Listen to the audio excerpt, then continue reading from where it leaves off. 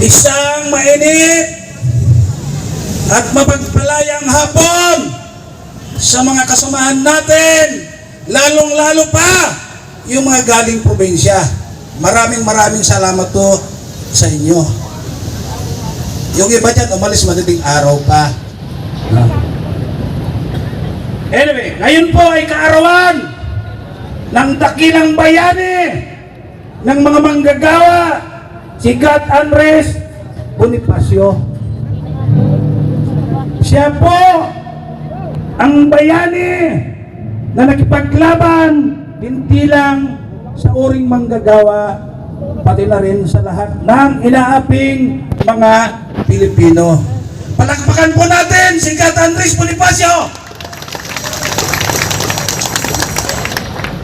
Ngayon po ay ika-106 na isang taon sa kapanganakan ng ating dakilang bayaning si Andres Bonifacio. Pagkatapos dito ay pupunta na. Kung matatandaan natin mga kasama, sa panahon ni Andres Bonifacio, nakipaglaban para ipagtanggol ang mga mamamayang Pilipinong inaapi, pero laban sa mga dayuhan.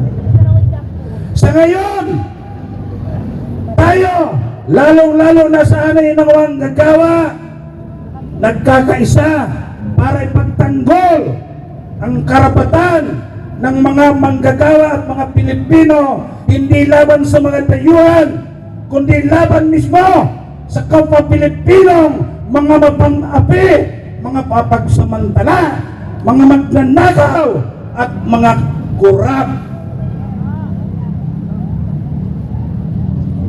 Kaya mga kasama, may kasabihan, diba? Ang mga manggagawa pagdating sa labanan, sa pagkilos, yan ang laging nangunguna, sapagkat tayo yung mga organisadong mamamayan. Tandaan ninyo, sa kasaysayan ng mundo, sa lahat ng labanan, para mapalaya ang mga mamamayan, laging kasama at nangunguna ang mga manggagawa.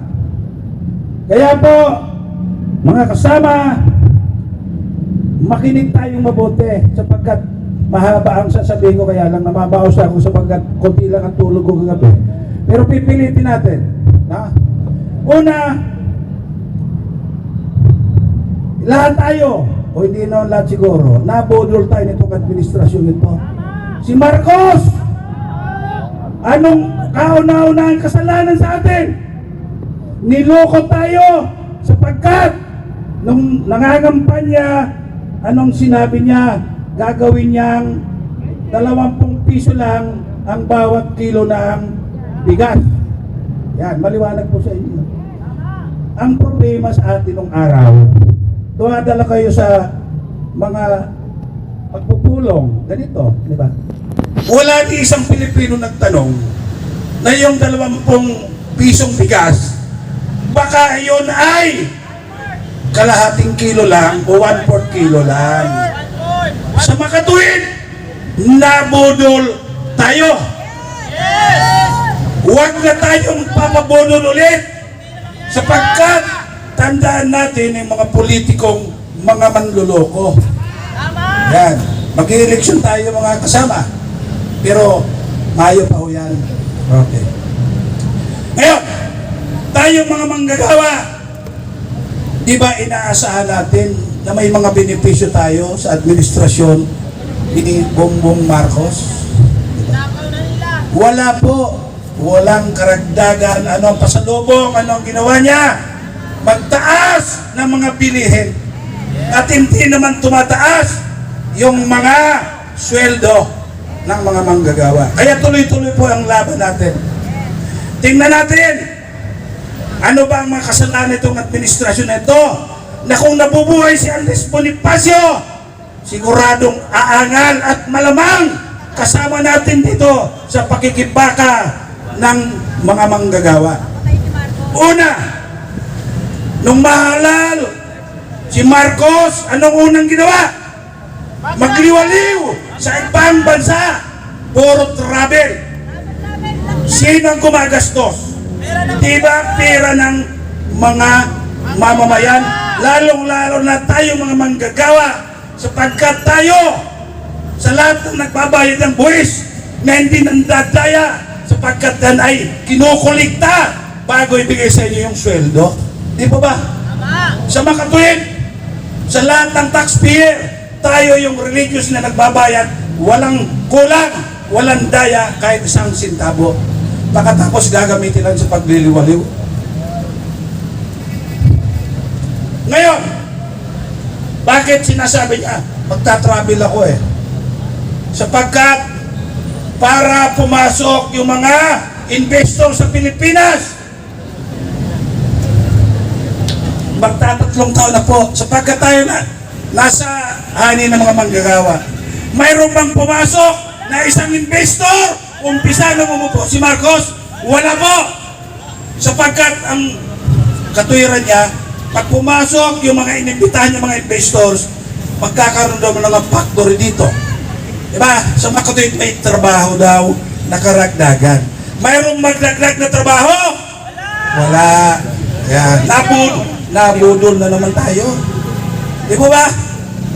Okay. Sabi niya, pag pumasok daw yung foreign direct investment, sigurado magpapatayin mga pabrika at may trabaho. Kahit isa wala pong pumasok na foreign direct investment. Bakit ka mo? Yung pinagyayabang na gobyerno, kulila tayo sa buong Southeast Asia. Isang dahilan, sinasabi nila kasinungalingan. Takot daw pumasok yung mga investor sapagkat tayo mga manggagawa ay mataas ang sweldo pagkatapos nag-aaklas pa. Hindi po totoo yan. Tayo ang pinakabababang sahod sa Southeast Asia.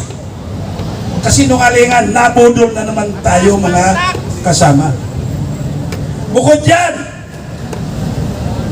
walang batas na ginawa para luwagaan yung karapatan ng mga manggagawa na mag-organize, mag-union.